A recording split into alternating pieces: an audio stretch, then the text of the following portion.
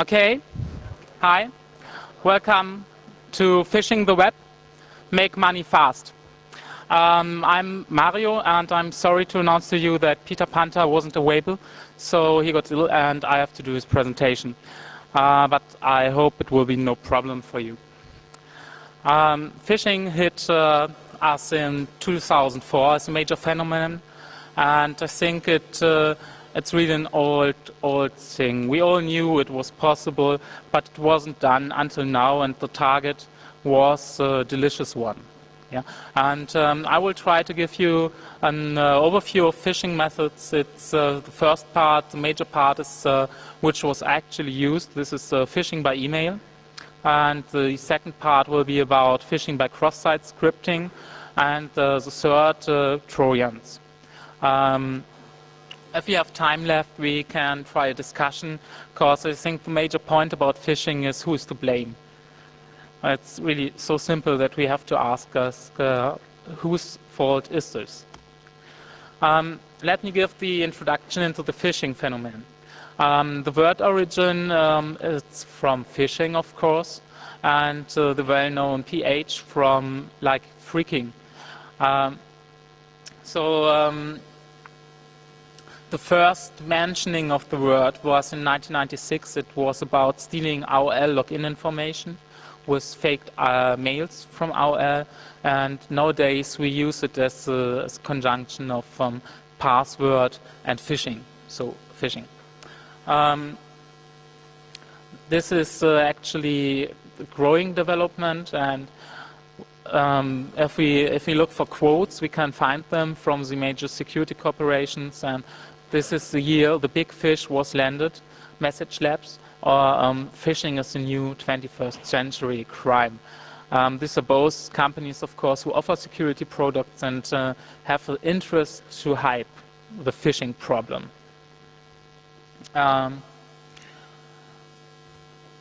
The urgency, I think, becomes clear when we look at the graphs, and the Gartner report stated that there are 1.4 million affected clients, banks and credit card corporations, and there's a $1.2 billion loss, so few milliarden D-Mark, only between May 2003 and May 2004 in the US only.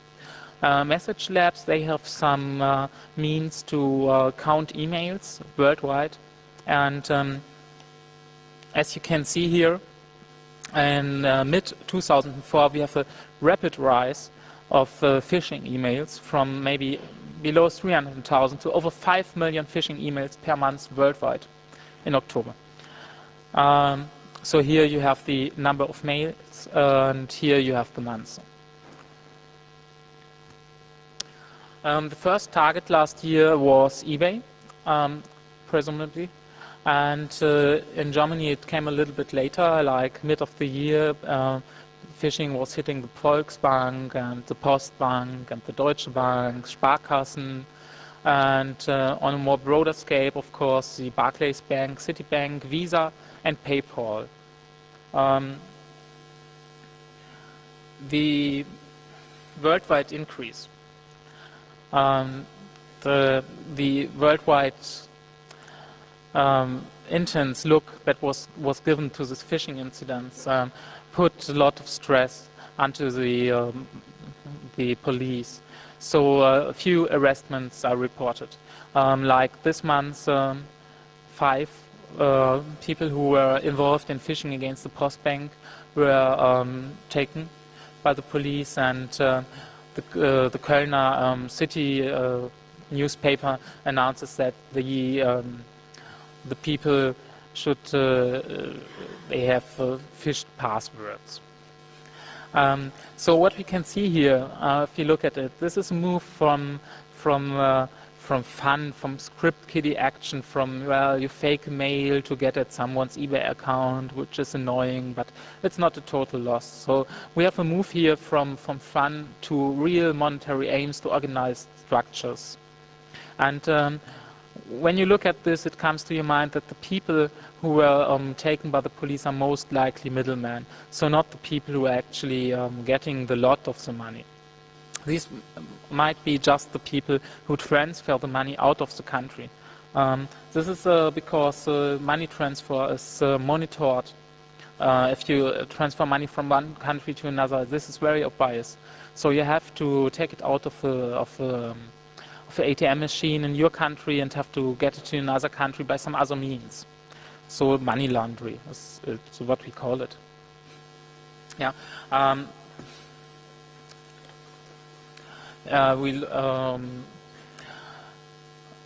So we have a real organized crime, and they are really doing damage. 90% is an estimation. Also, I think it's a Gartner study.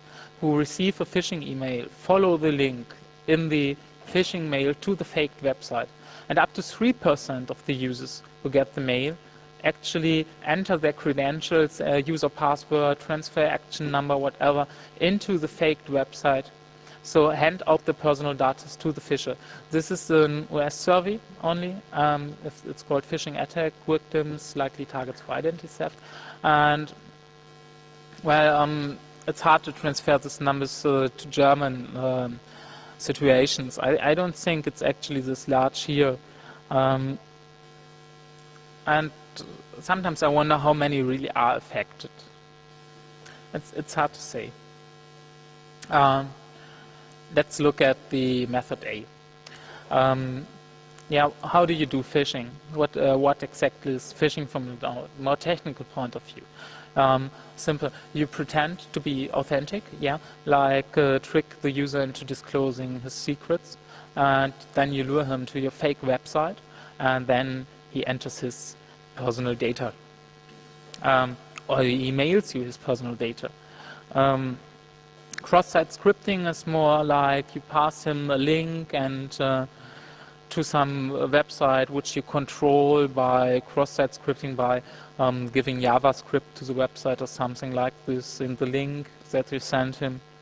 And so you can make the browser of the user send you the credentials. Method C is very interesting too, because this scene seems to have a lot in common with the spammer and the worm scene, so the people who sell botnets.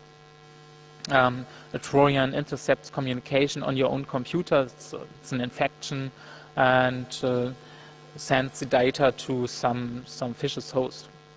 Phishing by frames, so like loading the page into an iframe which you control, etc., is not covered by this lecture. I think it's too basic. So phishing by email, this is what actually happened. This is really like the famous prank calls, like Captain Crunch exploring the telecommunication companies, or Kevin Mitnick making his way through corporations in America in the 80s and 90s. These typical social engineering thing where you pretend to be some official part, you make it personal for your target, for your victim, like it's really important, and you copy language or design details, you fake formulas. Nowadays you cannot do all this with a simple email, and it's really cheap. You can send a lot of emails for really not much money. So you can just rely on the stupidity of a small part of your target victims. So it just seems to work. If you send it to a few hundred million people, you have a few who reply, and this was the minimum of personal risk. And you don't have to fight with the individual. You just hope someone will be stupid enough, or maybe someone isn't protected well enough. I don't want to bash them right now because they fall for some phishing scam. Then we have this phenomenon of this virus-infected PCs, which make up very good spam distributors, zombie armies, botnets. You can buy these things on the black market, on the ERC, or I don't know, and can use them to process your spam mail. And so this is a really cheap method. Okay, maybe it's more interesting to look at it in detail. Here we have the evil attacker with this little Russian horns on his head. and he sends a phishing email with a link to the fake website to the consumer. Here's this nice big blue guy, and of course he enters the data to the fake web page. This could simply be clicking on a link in an HTML email, and he comes to the fake website and enters his personal data, which is transferred to the attacker, and he uses the account data to shift the money to another account on this bank, where one of the middlemen can take the money and get it out of the ATM machine to send it somewhere. I don't know, East money transfer or so. So the bank is only here. Yeah. This is complete fake.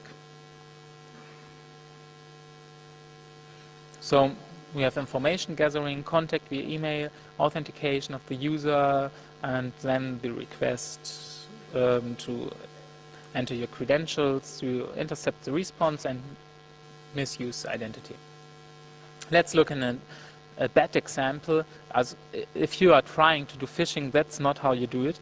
This is one of the very early examples, and what's really bad about this example is the wrong language. Yeah, the company name is misspelled. The English is bad. The HTML email is really ugly. Yeah, the misspelling is intended to get it by spam filters, and the simple trick is to show an HTML link which is different from the real location. So you see this link. I hope you can read it. Yeah, I guess so. Postbank.de, whatever. And the real link behind this is postbank.de and then this pipe symbol at some Russian site.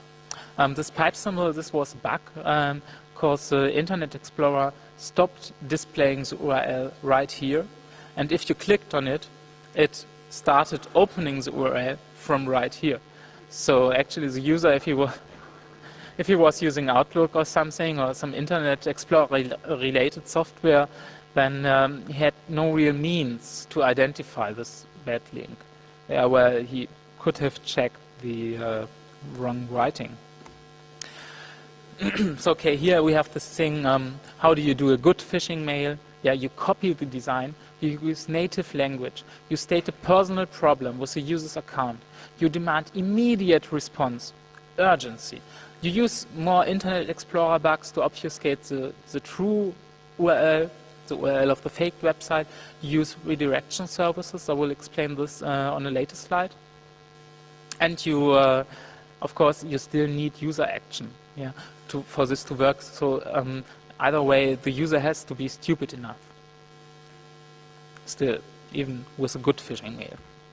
So this is a good example.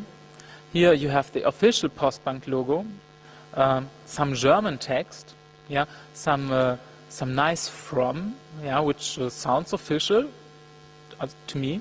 And here you have the link postbank.de, which actually points to a domain name which is quite like the original one. Well, yeah, no, not really. Okay, but you can see the trick. And these are some other examples. Here, for example, the Citibank. These are examples of the faked websites. So you follow the link and you come to this site. Most often it was done by pop-ups in the first days, where you request this ATM PIN number. You need the ATM PIN number of your users every time. This is no pop-up, for example, but this is one. Sorry. So this is one where they just put a pop-up over the original site and they request a transfer number here, and this actually works. So there are a few users who enter their TAN here. They take out the paper from the drawer and copy a TAN into the faked website. This is really great. So you have the data and you can get their money. So obfuscation. You obfuscate the URL. Like with redirection. Redirection is a really easy way to make your fake website work, because of their countermeasures you can just use a redirection service, and if Tripod stops distributing the fake faked web page, you can switch the redirection to another free web space provider. And here maybe you have to include some CGI provider. Maybe you don't have. There are easier ways to send data than CGI. So this is a means to reach, to keep your faked website for a long time on the web, without the problem of losing your original site.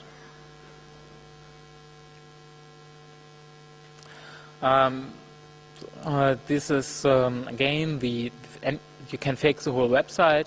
You can just try to trick the user by blending a pop-up over the website. You may use a hidden location bar in the pop-up, so he has no way to see it's the real site. He may have clicked on some SSL dialog before from the service provider side, so he has a feeling the pop-up comes from a trusted site. So you use the original site to gain his trust. And then you can use something like a immediate redirect, to the Postbank. And before you can use it, while he is redirected to Postbank and is busy with the SSL dialog, you can go here and open your pop-up window. You give the pop-up window a window ID, so you can find it again in the DTD, in the document tree. And no, not. Oh. And then you can access the form data from this window by this Najite window ID. Yeah. So this is technically very easy stuff. I think that's like self-HTML first week or so. And well, it seems to be enough. What can you do as a provider, as a service provider, if you are a bank or so? What can you do against this thing? You can start watching spam. If there's an increase in spam or spam with your company's name in it occurs on the web, you can react and warn your customers. Or you can watch out for incoming email replies, because a lot of this few million users will write to you and say things like, well, I don't have an account with you, or do you really want to know my TAN? Or so, or you get emails to replies which you get replies to emails which you actually never sent out. So you can just watch your MTA if he bounces a lot or so. And you can watch your Apache log, because the attacker's site, the phish's site, might appear in your referrers. So if people come from strange sites to your company site, then this may be an indication that you're actually being phished. You can, of course, take counteraction. One idea might be to open a browser window, a pop-up window with the same window ID. This might be some first aid help, like I open a window with Najite SID myself, so default browser behavior, if the window already exists, reuse it, and I display a warning, like make careful, you might be being phished or so. You can try to confuse the phisher by sending bogus data. Maybe this helps you in determining his real location on the globe. And of course, the most important thing, you have to contact web space and connectivity providers. So you have to get his redirection site down. You have to get his fake websites down and his CGI provider down. You can also delegate this. There are commercial services which are dedicated to taking down faked websites.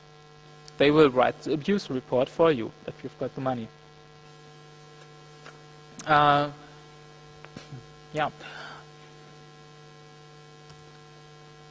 Method B. Phishing by cross-site scripting. This might be the next level in phishing.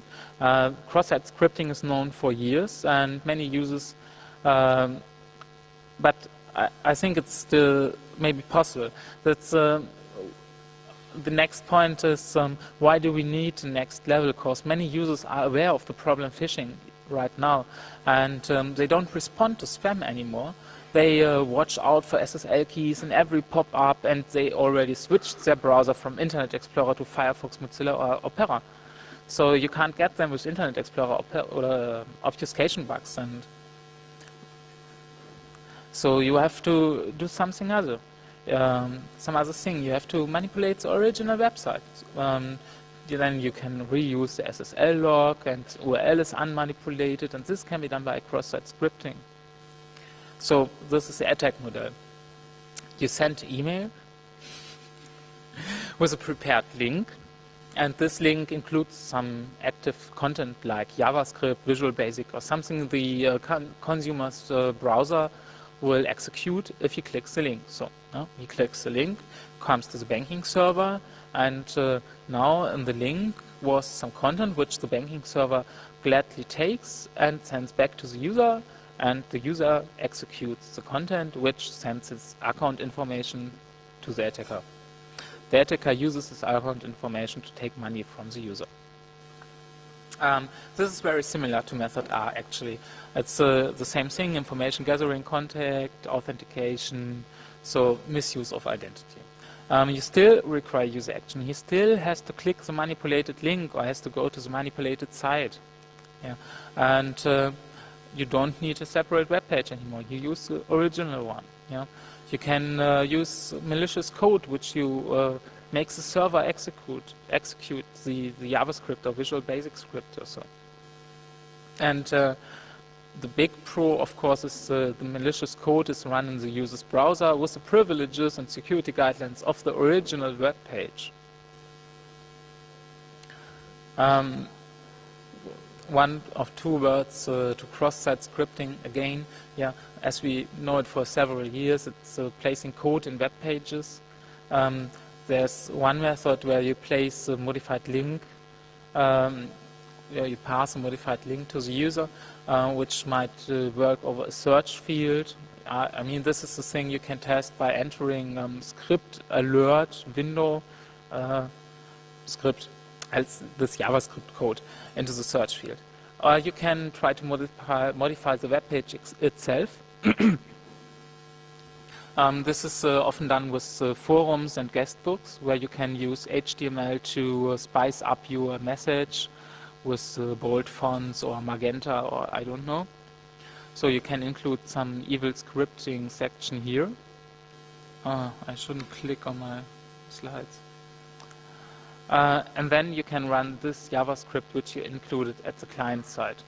So you wouldn't include a window alert, you would include something like get URL from my evil.com server with the parameters username, password, transaction number.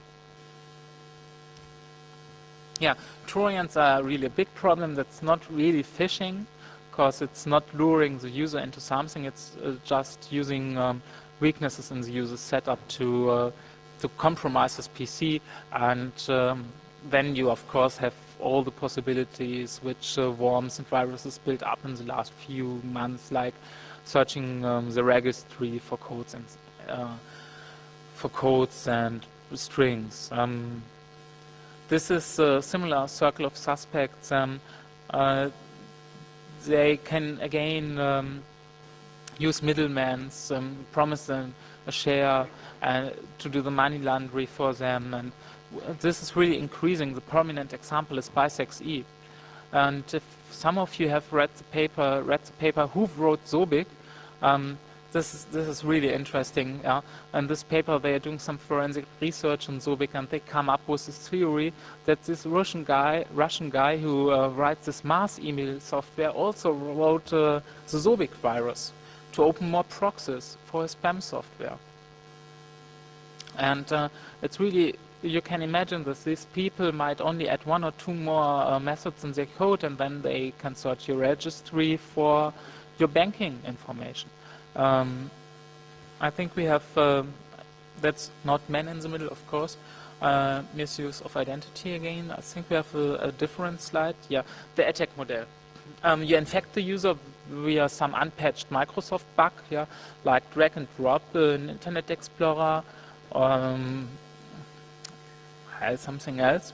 You install the Trojan into the registry or AutoStart or name it wherever you install Windows Trojans. And then you just attach to the WinSock, or you use OLE or something, and include the browser into your Trojan.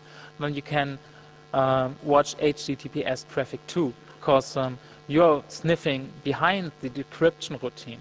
Then you just look out for ton, pin, password is similar. Or parameters in post and get requests if you're using WinSock. Can just send an error 404, so you can take the ton. It's a one-time key, so you have to deny the ton to the user, so you can use it yourself at a later time. And from time to time, the Trojan phones home via, I don't know, simple FTP, or maybe a more covert channel, and submit the login data. Yeah, I think I'm a little bit early, but I really would like to know what you think about this. Is this a problem of Microsoft? Is it a problem of the banks? Shouldn't they allow any money transaction over the internet at all? Should we stop eBay now? Or is it just a problem of stupid customers? So there is no doubt that the customers are going to pay. That's your question. Yeah, as far as I can see it, in America this is the case. This will be the case if there are a lot of hits. Yeah, if there are a lot of compromised accounts, this will be the case. But if only a few ones are hit, like maybe 10 or 12, then the banks will pay to prevent damage to the image. So the more popular this phenomenon gets, the more damage to the user actually will be done. Yeah. Well, I think the banks offer a buggy or at least a vulnerable service to their customers. So they should have an insurance for cases like this. Yeah. On the other hand, the SSL code isn't broken yet. So, and they have this one-time key thing with the TAN number. So, is there anything else they could have done? Is there, I mean, what else can they do to prevent users from entering data in a fake pop-up? I think we need to. Sorry? I think we need to look at how serious this really is. And I believe it's really serious. Because from a business point of view, this is undermining one of the channels, one of the few channels that businesses have to talk to their customers. Right? If there will be some wide published, they must not be really serious, but they must be seriously published, like in Bild or something in Germany, or in the Spiegel, something like that, of cases where people, clicked on links and then lost the money to build their house or something, then people will start to distrust email, which is of course fine. We all know that email is, based on protocols that are way too old and way too broken to be trusted. But up until now, people had the same trust into email than they had into the postal system, right? Which is not a good thing to do, but that's how it is, right? And I think now we are paying for it. And I can see only two things happening here. One is email will become simply useless for commercial purposes, right? Deutsche Bank, Postbank, and so on, they cannot use email anymore to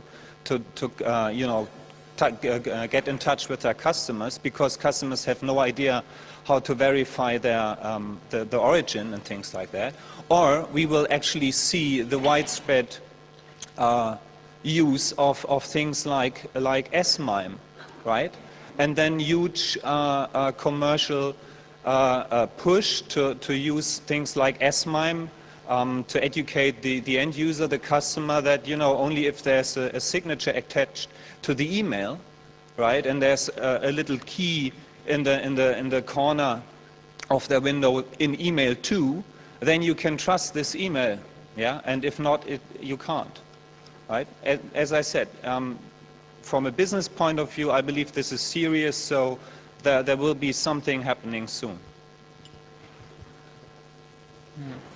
To be honest, I have actually never received an email from a bank.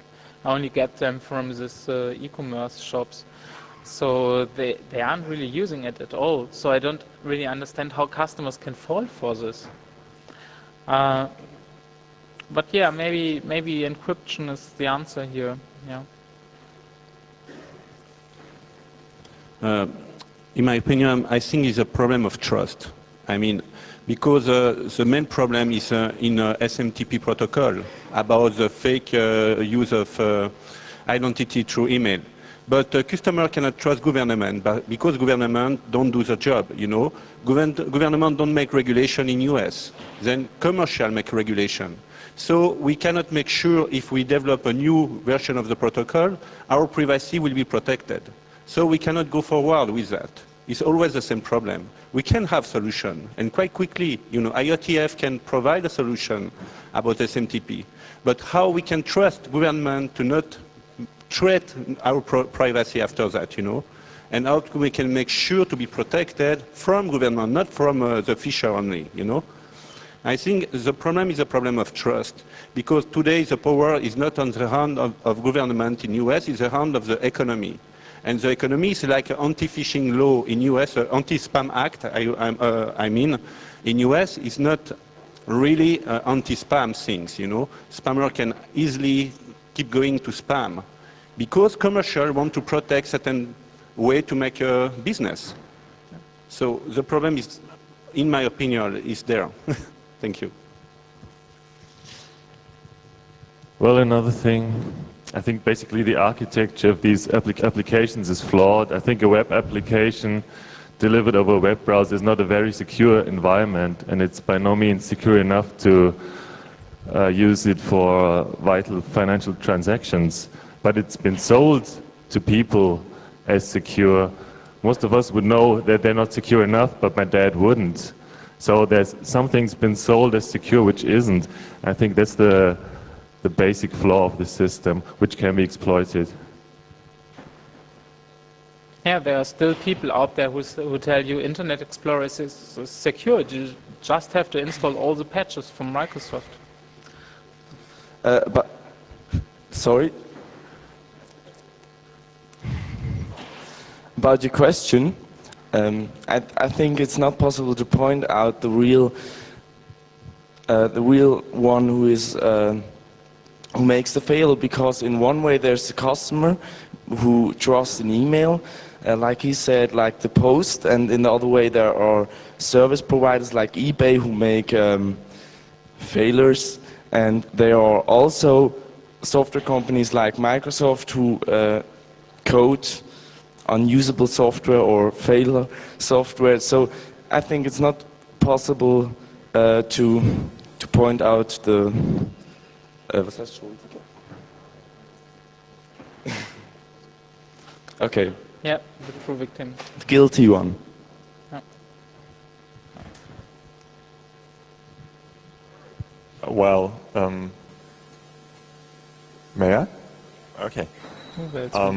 First, in addition to all the snide remarks on Internet Explorer, on Mozilla and Firefox, you have this nice thing called So, which effectively is a completely JavaScript programmable user interface, and there's been a nice proof of concept which modeled the complete Mozilla, or was it Firefox, user interface in a completely website-controlled window, including the locked SSL sign.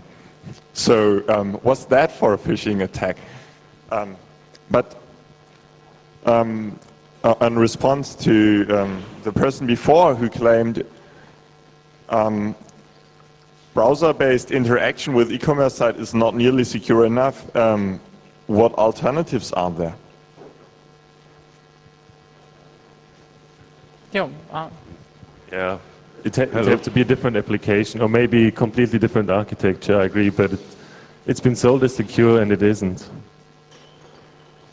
I think there's a lot of things companies can do to support their customers. Have you ever tried to phone up your bank and try to negotiate their SSL fingerprint with them? No. Why is it so difficult to print it out on the paper that they are giving me with the tons? Why is that so difficult? Have you ever popped up your eBay account? Why do you have to especially click a link for SSL communication? Why is it not default?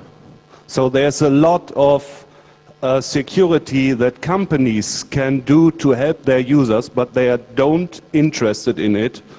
And as more these phishing attacks appear, they might turn over. So that could be a good sign. This might be especially true for eBay. For example, they seem to have a rather bad security policy. Like, we don't tell anyone, and well, we don't fix it, we just forbid it, and so at least that says the press. I can't let this XUL thing stand in the room, I think, because XUL is really so slow. Don't you think they would realize? Yeah. Just one thing for the bank communication. There is this German, HBCI standard, and I think it's not too bad.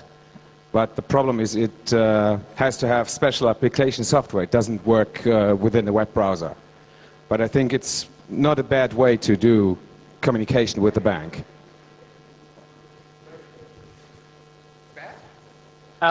Very bad way, you say. You want to explain? No, he doesn't. Okay.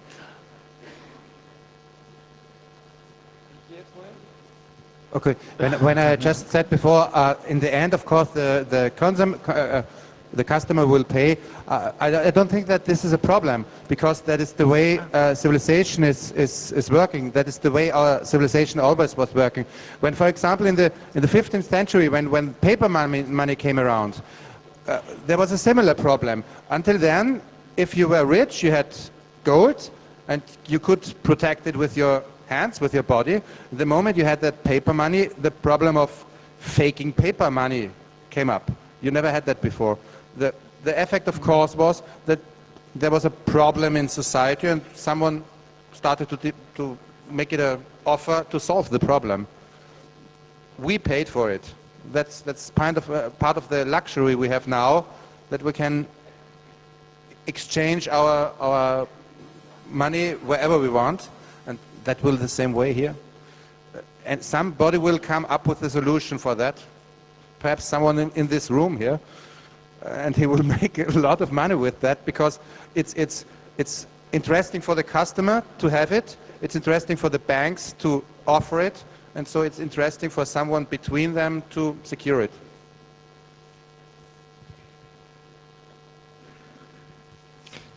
Isn't it also a problem that most people are just plainly lazy?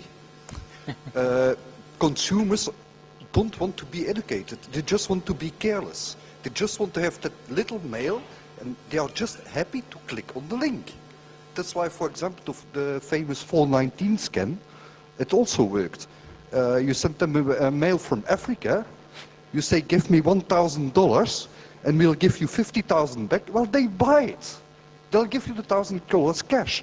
So people sometimes really want to be stupid. Is there any way to educate consumers? They just want to use it. Yeah, they just want to make their banking. They don't want to learn about exchanging SSL fingerprints per telephone, or watching out for golden signs in the border of your browser window. I mean, they just want to make money or spend it. Yeah. I mean, and all this numbers and pins, it's really so complicated to remember a 4-letter number. I mean, even I get confused with 4-letter numbers sometimes. There are lots of them which we have to remember.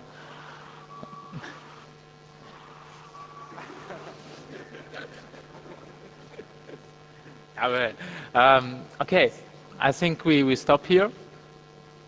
The next event will be quite big, and there's already a lot of movement in the room. So thank you all. And, well, maybe you find the solution and get rich. Yeah.